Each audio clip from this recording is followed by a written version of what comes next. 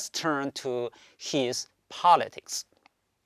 Laozi's nature is a realm of dispositional properties, and his human realm is composed of dispositional acts. It is not hard to imagine that his politics is to be based on dispositional acts in human realm. As in the case of Confucius and Mezi, Laozi does not seem to believe that ordinary people can save themselves. They are exposed to the seductions of civilization and the oppressions inflicted by civilization. They are exposed to false consciousness deeply rooted in civilization. They get themselves fully involved in civilization. They long to share in the goals of social elites. They can hardly transcend their environment.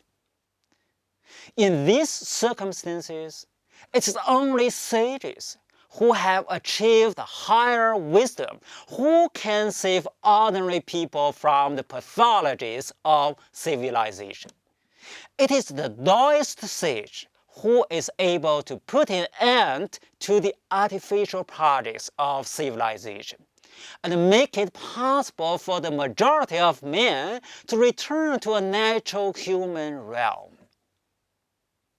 Laozi has a faith that the time was ripe for the rise of a new universal king who would transform the whole world through the radiating power of his wisdom.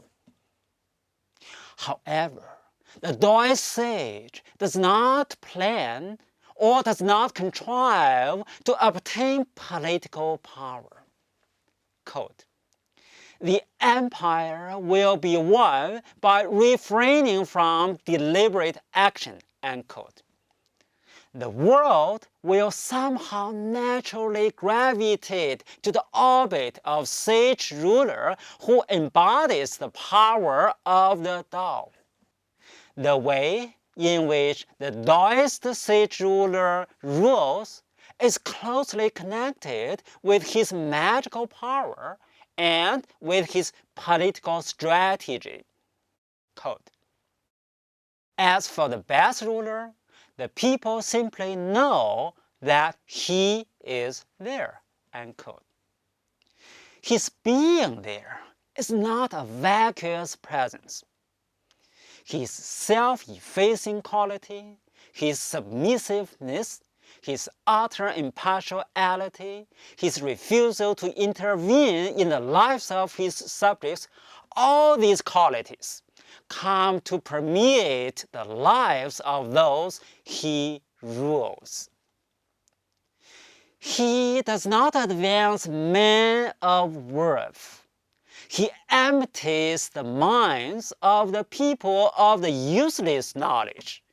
It is the knowledge that leads to the multiplication of false needs.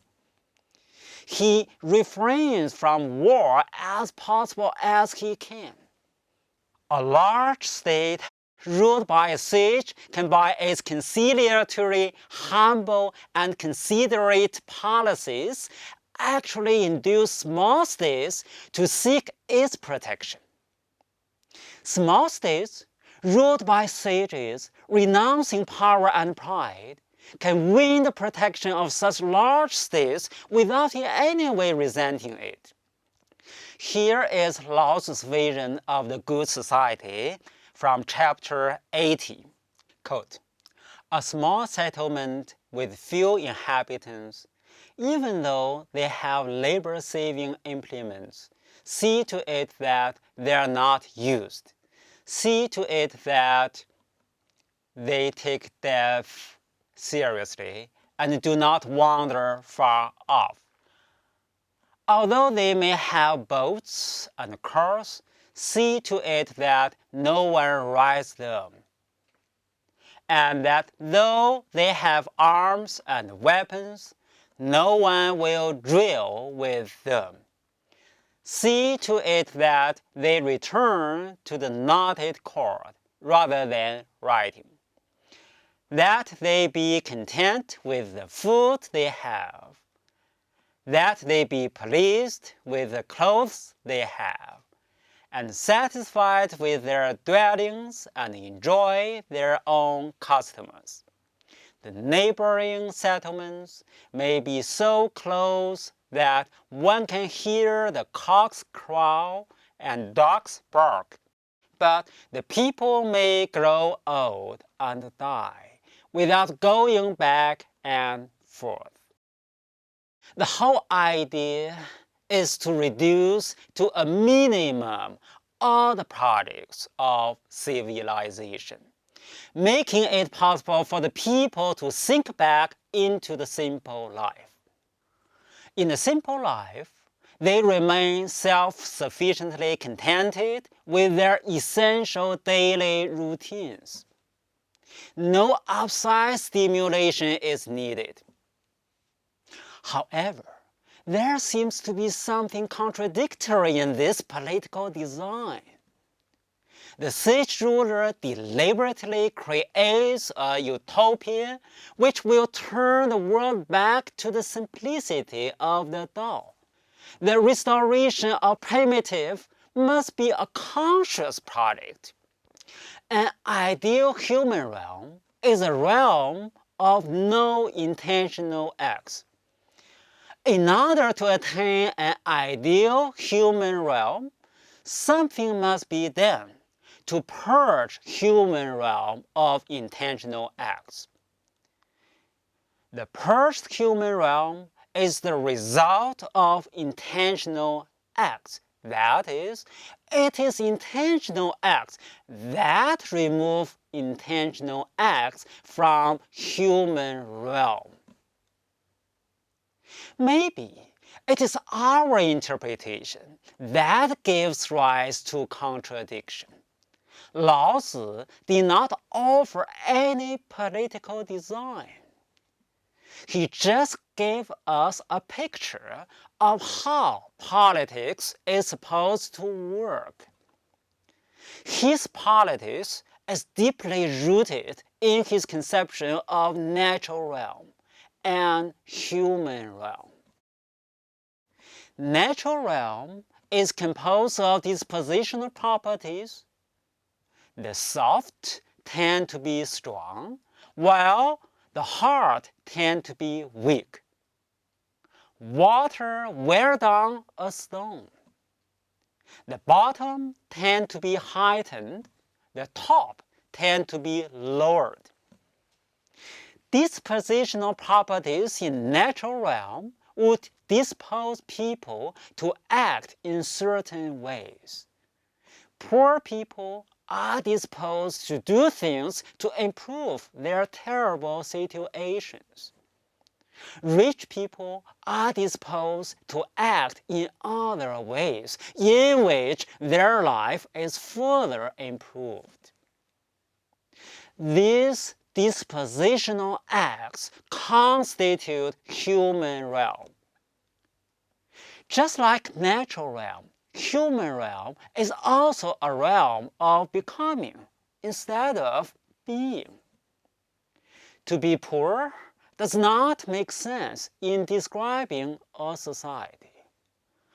How it is that a man becomes poor is a meaningful topic to discuss in human realm.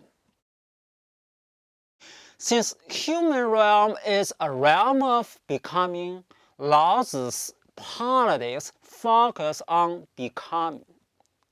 What he is concerned with is how it is that a man could become a sage ruler, how it is that a society could become harmonious, how it is that a world could become peaceful, and so on and so forth. Natural realm is law-governed. Dispositional properties in natural realm are law-defined. As part of natural realm, human realm is rule-governed. Dispositional acts in human realm are rule-defined. Normative rule in human realm is not the same as physical law in natural realm. But the former, the normative rule, is based on the latter, the physical law. Both physical law and normative rule find their source in the ineffable law as ultimate norm. So, quote, the Tao produce one, one produce two, two produce three, three produce 10,000 things, unquote. This ends our discussion of Laozi. Assignment today, could you quote from the book of Laozi to show how Tao is presented in the book? Thank you.